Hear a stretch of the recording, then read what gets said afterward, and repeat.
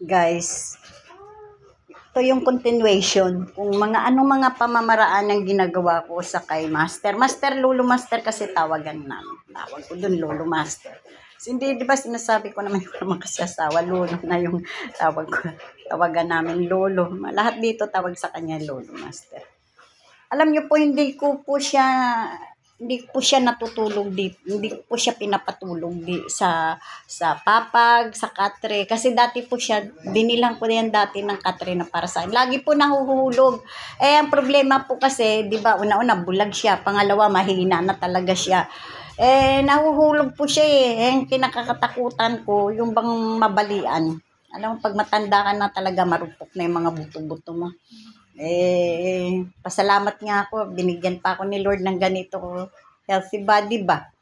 Hindi ko lang alam kung may sa laman loob ko mayroon na ring diferensya. Papakita ko po sa inyo kung saan po siya natutulog.